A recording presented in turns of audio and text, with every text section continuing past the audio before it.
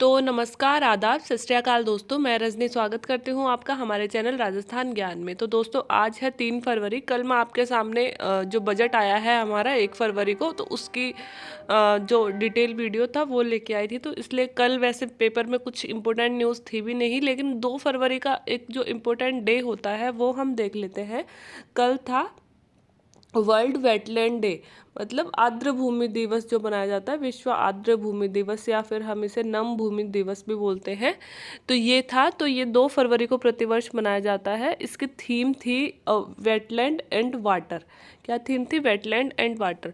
हमारे लिए क्या इम्पोर्टेंट है? हमारे लिए इम्पोर्टेंट है कि भारत में अभी कितने रामसर साइट हैं। इसे रामसर साइट भी बोलते हैं। जो वेटलैंड साइट होती है अपनी आर्द्र या नम भूमि दिवस, आर्द्र या फिर नम भूमि से बोलते हैं, या फिर हम बोलते हैं रामसर साइट। तो सबसे पहले तो हम ये देख लेते हैं कि आर्द्र भूमि, नम भूमि या रामसर साइट बोलते किसे हैं। कि वह भूमियाँ जो दलदली होती हैं, या फिर उनमें वर्ष के कुछ दिन, मतलब कुछ फिक्स दिन होते हैं, इतने दिन वो उथले पानी के नीचे रहती है। मतलब आप यूँ समझ सकते हैं, जो दलदली प्रकार की भूमि होती है इन्हें हम आर्द्र भूमि या नम भूमि बोलते हैं, जो वर्ष में कुछ मतलब कुछ दिन पानी में डूबी हुई रहती हैं। ठीक है।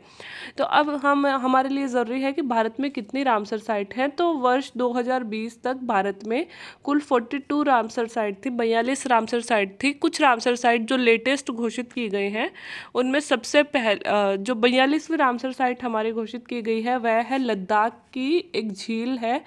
उसका नाम तो बहुत हार्ड, मतलब लंबा सा नाम है, इस्तातो सोपुक तस्सो झील। तो आप इसको TSO इंग्लिश में लिखते हैं। इसे हिंदी में हम सो भी बोल सकते हैं, और हिंदी में इसे तसो ऐसे भी बोल सकते हैं। तो जो भी आप याद रखना चाहो इतना याद रख लेना, बस लास्ट उसमें सो है, अलग से सो झील या तसो झील उनको बोलते हैं।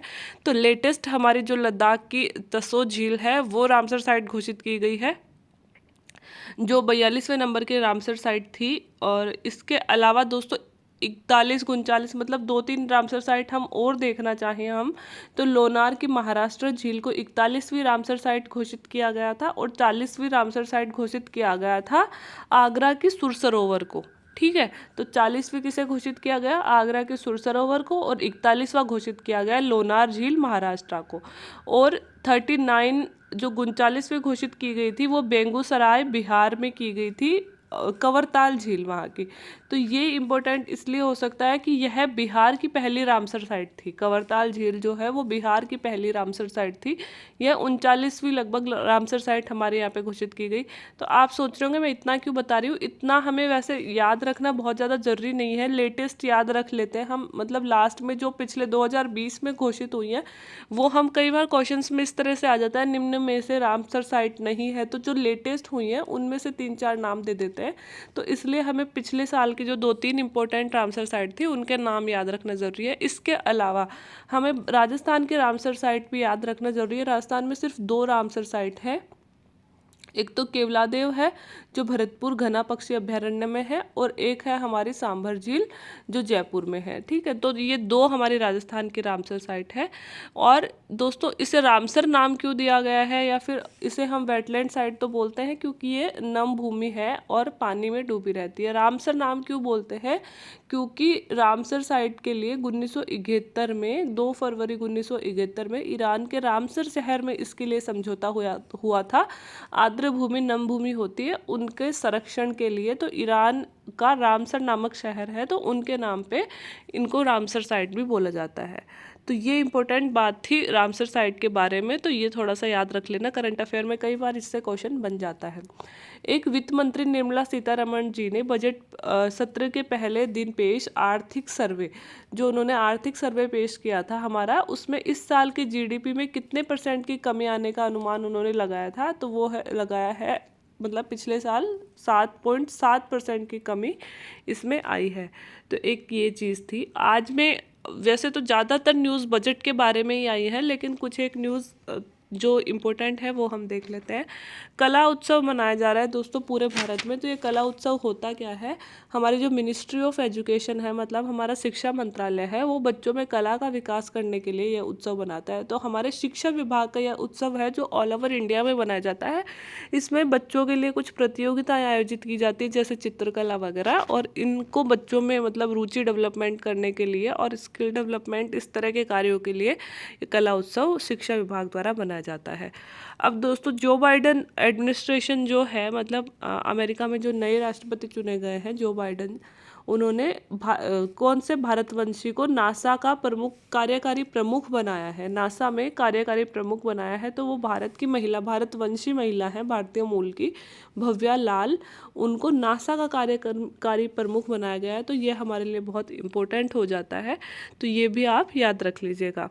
2020 का word of the year, Hindi में वर्ड ऑफ द ईयर किसे चुना गया है, तो वो है दोस्तों आत्मनिर्भरता।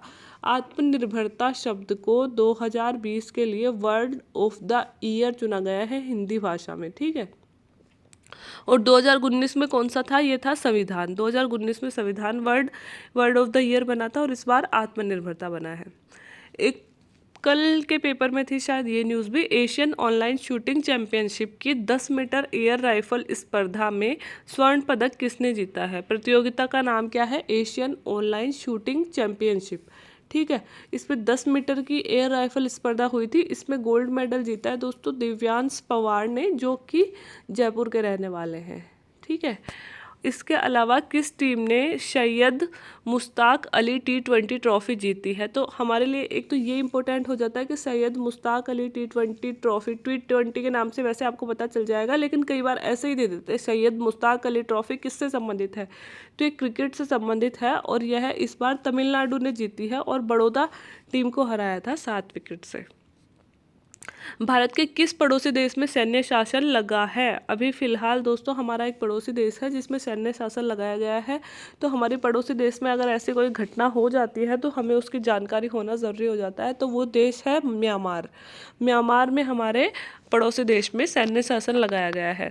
दोस्तों म्यांमार में थोड़ी सी घटना मैं आपको बता देती हूँ। नवंबर में वहाँ पे इलेक्शन हुए थे, वहाँ पे NLD party National League of Democracy जीत के आई थी बहुमत से, और इस पार्टी के जो मुख्य थी वो थी आंग सान सू की, ठीक है।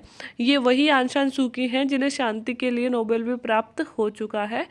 और जब ये मतलब यहाँ पे ये पार्टी जीती और यहाँ पे लोकतंत्र की स्थापना हुई, तो जो इनका विपक्ष में जो पार्टी थी उन्होंने NLD पार्टी जो है आंग सान सू की, इस पे चुनाव में धांधली का आरोप लगाया था। और इससे क्या हुआ कि वहाँ दोस्तों सेना अपने जैसी नहीं है, वहाँ की सेना को संसद में 25% का आरक्षण भी है, तो सेना को इंटरफेयर करने का मौका मिल गया जैसे ही इन्होंने, मतलब विपक्ष ने पार्टी पे आरोप लगाया NLD पे कि चुनाव में धांधली हुई है। और इन सब बातों के चलते सेना ने वहाँ पे सैन्य शासन लगा लिया। तो दोस्तों इसमें मतलब सेना मौका ढूंढ रही थी वहाँ पे सैन्य शासन लगाने का, क्योंकि सेना का ऑलरेडी संसद में 25% का आरक्षण है। और जैसे जब आंग सान सू की चुनाव लड़ रही थी तो उन्होंने कहा था कड़े शब्दों में अपने घोषणा पत्र में कि जो भ्रष्टाचार पे मैं आने वाले समय में बखूबी कार्य करूंगी। और इस चक्कर में जो वहाँ के सैन्य प्रधान हैं और उन सबको मतलब आंग सान सू की से कुछ डर लग रहा था, क्योंकि करप्शन के बहुत सारे कार्य वहाँ पे होते रहे हैं। तो इस वजह से इन मतलब सेना ने आंग सान सू की को अभी हटा के वहाँ पे सैन्य शासन लगा दिया है। और आगे क्या होने वाला है वो तो हमें आगे आने वाले समय में ही पता चलेगा, लेकिन अभी इनको मतलब हटा दिया गया है, ठीक है। तो ये इसके लिए इम्पोर्टेंट बातें हैं। और रही बात इंडिया की, तो इंडिया हमेशा डेमोक्रेसी को समर्थन करता है।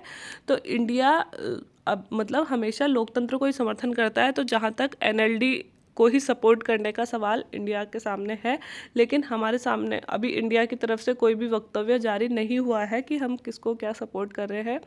इसके अलावा दोस्तों पहले आंग सान सू की वर्ल्ड लेवल पे बहुत फेमस थी, क्योंकि लोकतंत्र की रक्षा के लिए ये हमेशा से लड़ती आई है और बहुत सालों से मतलब नज़रबंद भी रही थी बहुत सालों तक लोकतंत्र की रक्षा के लिए ही।